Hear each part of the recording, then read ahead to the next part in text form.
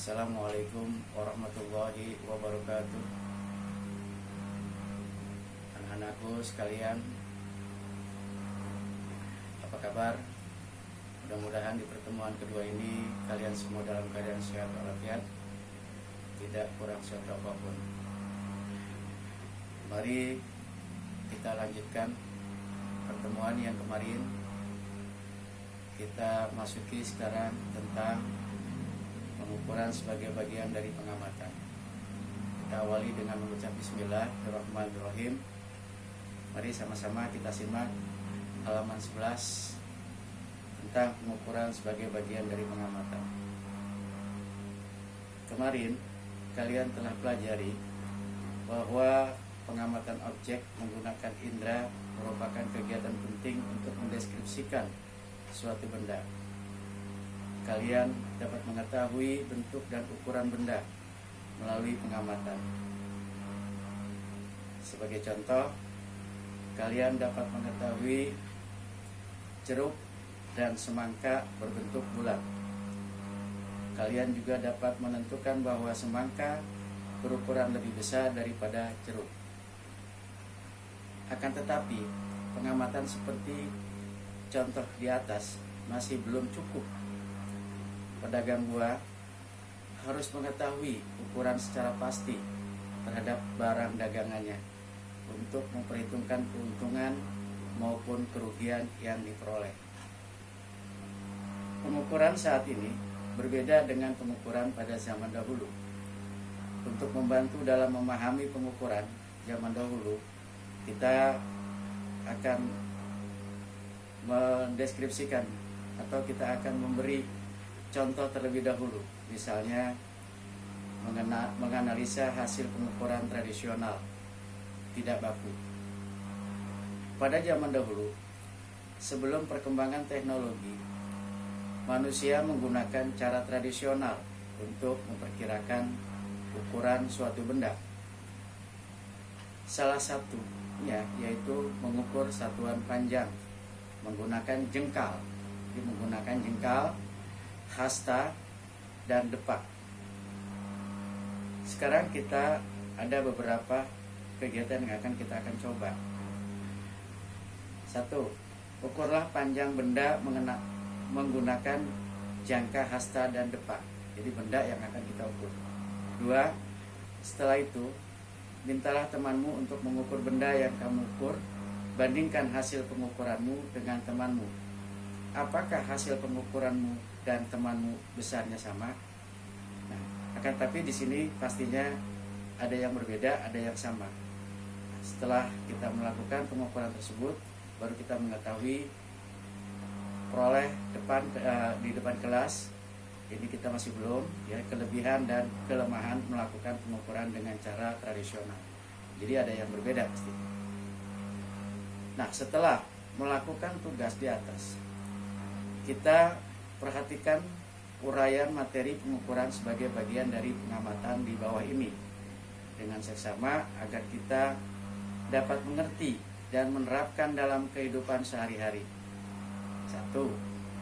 Pengukuran. Mengukur adalah kegiatan membandingkan suatu besaran yang diukur dengan besaran sejenis yang dipakai sebagai satuan. Ketika kita mengukur panjang meja menggunakan jengkalmu, kamu telah membandingkan panjang meja dengan panjang jengkalmu. Panjang meja merupakan besaran yang diukur, sedangkan jengkalmu digunakan sebagai satuan pengukuran. Hasil pengukuran misalnya panjang meja sama dengan 8 jengkalmu. Sekarang perhatikan diri kamu masing-masing. Dapatkah kamu mendeskripsikan diri kamu? Untuk mendeskripsikan diri kamu akan menyatakan massa tubuh, tinggi badan, dan umur. Massa tubuh, tinggi badan, dan umur merupakan sesuatu yang dapat diukur. Apabila kamu menyatakan kesukaan, kasih sayang terhadap orang tua, dan rasa takut terhadap sesuatu, hal-hal tersebut bukanlah besaran IPA. Kamu tidak dapat mengukur hal-hal tersebut. Jadi, sesuatu yang dapat diukur disebut besaran. Agar kita lebih memahami besaran lakukan, ada beberapa hal sebagai berikut.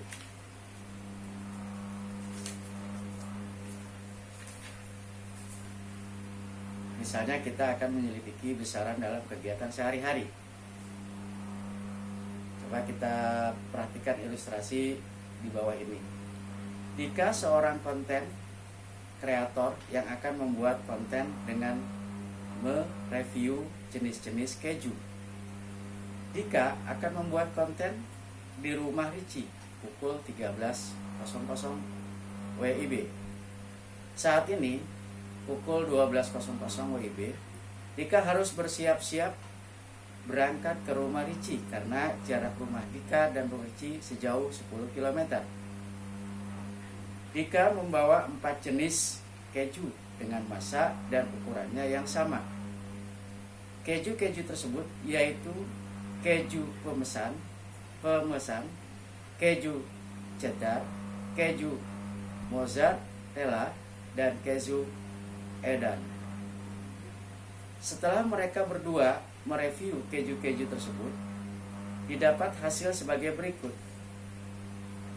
Keju pemesan, keju ini mempunyai tekstur yang padat, berwarna kuning pucat, dan rasanya manis, tidak terlalu tajam seperti buah. 2. Keju cheddar. Keju ini mempunyai tekstur sedikit lunak, berwarna putih, gading, dan rasanya asin gurih. 3. Keju mozzarella. Keju ini mempunyai tekstur lembut dan lunak, berwarna putih, kekuning-kuningan, dan rasanya asin gurih. 4. Keju Edam. Keju ini mempunyai tekstur keras, berwarna kulit merah dan dalamnya berwarna kuning, serta rasanya sedikit asin, terasa seperti kacang. Dari keempat keju ini, Dika menyukai keju cheddar dan Ricci menyukai keju Edam. Berdasarkan ilustrasi gambaran di atas, manakah besaran yang dapat diamati, besaran yang dapat diukur, dan besaran yang tidak dapat diukur? Nah, itu nanti akan kita buat hasil pada buku kita sendiri di rumah ya, nanti masing-masing. Setelah kalian mengenal besaran, perhatikan ulasan materi di bawah ini mengenai satuan baku dan tidak baku, serta hal-hal lain yang berhubungan dengan pengukuran. Nah, satuan baku dan tidak baku. Satuan adalah standar ukuran dari suatu besaran. Satuan untuk mengukur ukuran benda jika menggunakan anggota tubuh akan menghasilkan nilai yang berbeda. Satuan jengkal masing-masing orang memiliki perbedaan, meskipun benda yang diukur sama. Satuan tersebut dinamakan satuan tidak baku. Satuan tidak baku adalah satuan yang memiliki nilai berbeda dan tidak diakui secara internasional. Contoh, satuan tidak baku yaitu jengkal, depak, hasta, tombak, bata, dan kaki. Satuan yang disepakati disebut satuan baku. Syarat yang harus dipenuhi satuan baku sebagai berikut. 1. Mempunyai nilai tetap. 2. Mudah ditiru dan diadakan kembali sebagai satuan yang sama. 3. Dapat digunakan oleh semua orang di seluruh dunia. Satuan baku ditetapkan melalui Konferensi Umum ke-11 tentang berat dan ukuran pada tahun 1960 di Paris. Sistem metrik diresmikan sebagai sistem internasional SI. Sebelum diadakan konferensi tersebut, terdapat 2 sistem satuan, yaitu sistem metrik dan sistem imperial. Sistem metrik terdiri atas sistem MKS dan sistem CGS. Sistem MKS adalah cara menyatakan besaran dengan satuan meter, kilogram, dan sekon. Sementara itu, sistem CGS menggunakan satuan sentimeter, gram, dan sekon. Sistem imperial digunakan oleh beberapa negara, misalnya Amerika, Inggris, dan beberapa negara di Skandinavia. Satuan-satuan dalam sistem imperial antara lain inci, mil, dan font.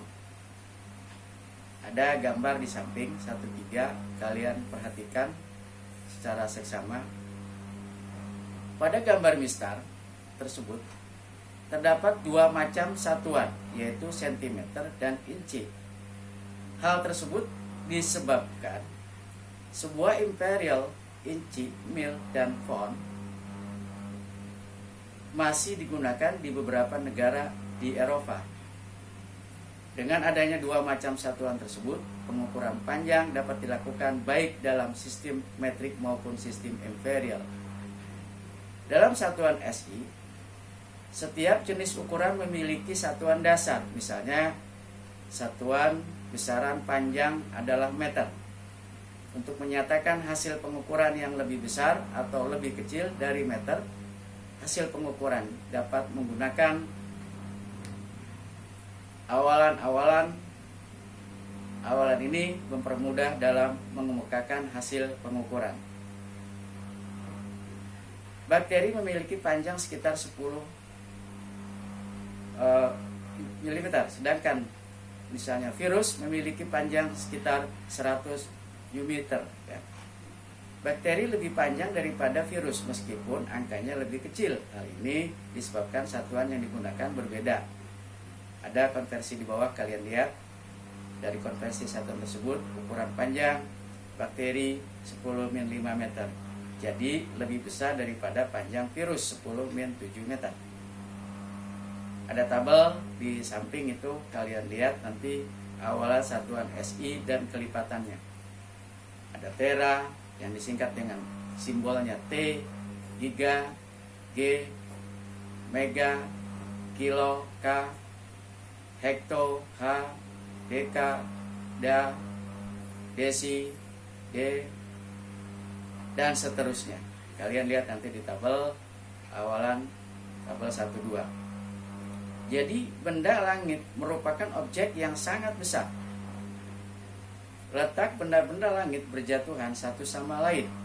Satuan yang digunakan untuk menyatakan jarak benda langit yaitu satuan astronomi atau kita singkat dengan SA, dan tahun cahaya. 1 SA adalah jarak bumi ke matahari 150 juta kilometer. Adapun 1 tahun cahaya adalah jarak yang ditempuh cahaya dalam waktu 1 tahun 9,5 triliun kilometer.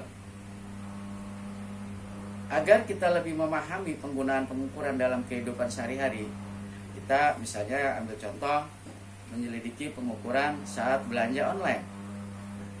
Pada era makin maju sekarang ini, teknologi menjadi salah satu bagian terpenting dalam kehidupan masyarakat di dunia.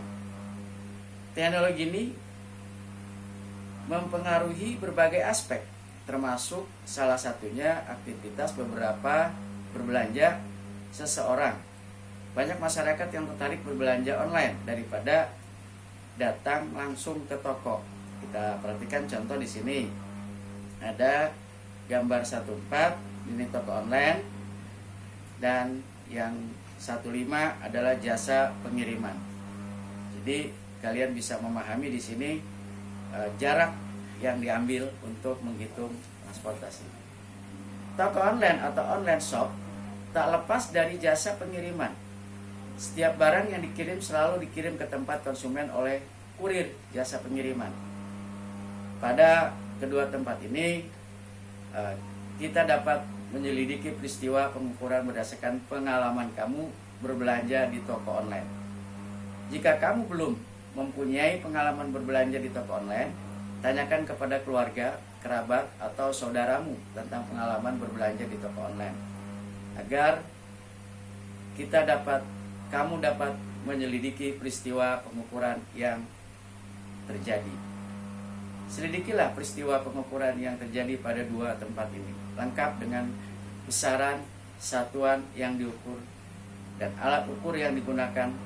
Buatlah rangkuman lalu kita presentasikan hasilnya. Ini jaraknya, tapi saya tidak memberikan, kita hanya membandingkan saja nanti untuk kita belanja online dari mana dan berapa ongkos kurirnya. Yang B, pengukuran langsung dan tidak langsung. Pengukuran yang baik memerlukan alat ukur yang sesuai dalam melakukan pengukuran dibagi menjadi pengukuran langsung dan pengukuran tidak langsung. Ada beberapa contoh kegiatan di sini menjelaskan perbedaan pengukuran langsung dan tidak langsung. Tania Bertrand akan melakukan pengamatan tentang ciri-ciri tumbuhan berkambium. Salah satunya mengukur keliling batang pohon berkambium tersebut. Ada gambar 16, ini batang pohon. Tania dan Bertrand melakukan pengukuran di tempat yang berbeda. Tania menggunakan meteran kain dan Bertrand menggunakan penggaris sebagai alat ukur. Nah, kalau kita perhatikan di sini, pengukuran yang dilakukan Tania dan Bertrand akan memperoleh hasil pengukuran yang sama. Bagaimana pengukuran yang dilakukan Tania dan Bertrand? Nah, kita catat nanti hasilnya di sini. Setelah kita melakukan kegiatan tadi, kita memahami pengertian dua cara pengukuran, yaitu pengukuran langsung dan pengukuran tidak langsung. Pengukuran langsung adalah pengukuran menggunakan alat ukur sehingga bisa diperoleh hasil pengukuran secara langsung. Sementara itu, pengukuran tidak langsung adalah pengukuran yang membutuhkan proses minimal 2 langkah untuk mengetahui hasil yang diukur. Contoh lain yang dapat digunakan untuk membedakan antara pengukuran langsung dan pengukuran tidak langsung. Misalnya, pengukuran lingkar kepala anak. Pengukuran langsung terhadap lingkar kepala anak dapat dilakukan dengan menggunakan meteran pita dengan melilitkan secara langsung pada kepala si anak. Sementara itu, pengukuran lingkar kepala anak dengan melilitkan seutas tali melingkar kepala si anak. Lalu panjang tali diukur menggunakan penggaris termasuk pengukuran tidak langsung. C. Kesalahan dalam pengukuran. Pada saat melakukan pengukuran, seringkali terjadi kesalahan. Ada 2 macam kesalahan dalam pengukuran, yaitu kesalahan sistematik dan kesalahan acak. Apa perbedaannya? Akan kita simak nanti di bawah ini. 1. Kesalahan sistematik. Kesalahan sistematik adalah kesalahan pengukuran yang terjadi karena alat ukur yang digunakan, kesalahan manusia, dan kesalahan lingkungan bekerja. Beberapa contoh kesalahan dapat dilihat dalam tabel berikut. 1-3. Misalnya kesalahan alat ukur. Ini yang secara sistematik. Pengertian, kesalahan pengukuran yang terjadi disebabkan alat ukur yang digunakan. Contoh, kesalahan kalibrasi, penunjang nilai 0 bergeser dari titik 0 yang sebenarnya. Pegas pada neraca pegas melemah sehingga penunjuk angka oleh jarum menjadi tidak akurat. Kesalahan manusia. Kesalahan pengukuran yang terjadi disebabkan tidak mengetahuinya cara pengukuran yang benar. Di sini contoh kesalahan paralaks, yaitu kesalahan pembacaan skala analog pada sudut yang salah. Kesalahan lingkungan. Kesalahan pengukuran yang terjadi disebabkan perbedaan lingkungan dengan waktu kalibrasi alat sehingga menyebabkan kesalahan. Kesalahan saat terjadi perbedaan suhu tekanan, kelembaban udara, atau percepatan gravitasi dengan kondisi sewaktu kalibrasi. Itu kesalahan secara sistematik. Nah, yang kedua, kesalahan acak. Kesalahan acak adalah kesalahan yang terjadi karena kondisi lingkungan yang tidak menentu sehingga mengganggu kerja alat ukur. Sebagai contoh, gerak Brown pada molekul udara. fluktuasi naik turunnya tegangan listrik dan draw noise elektronik yang bersifat acak dan sukar dikendalikan. Selanjutnya, ketelitian dan keselamatan kerja. Ketelitian pengukuran di berbagai bidang berperan penting dalam menjamin keselamatan dan kesejahteraan manusia. Contoh, pentingnya ketelitian dalam pengukuran sebagai berikut. 1. Ketelitian perhitungan dan pengukuran seorang teknik sipil untuk mendirikan sebuah bangunan. Hal tersebut terkait dengan pemilihan bahan, komposisi bahan bangunan, sampai dengan kedalaman dan ukuran pondasi yang diperlukan. Sebagai contoh, untuk membuat bangunan yang tahan gempa, pondasi yang dibuat harus kuat, kerangka bangunan pun harus diperkuat. Perhitungan kekuatan bangunan juga harus cermat. Pembuatan jalan raya juga membutuhkan ketelitian. Apabila komposisi bahan-bahan tidak sesuai dengan aturan, jalan raya akan cepat rusak. Jalan yang berlubang sangat membahayakan keselamatan pengguna jalan. Rusaknya jalan juga dapat disebabkan oleh kelakuan manusia. Truk-truk barang seringkali membawa muatan melebihi batas maksimal. Hal ini tentu akan merusak jalan. Untuk mengatasi hal tersebut, pemerintah membangun jembatan timbang khusus untuk menimbang truk-truk atau mobil barang agar tidak melebihi batas muatan yang diperbolehkan. 2. Ketelitian dan keselamatan kerja di laboratorium sekolah.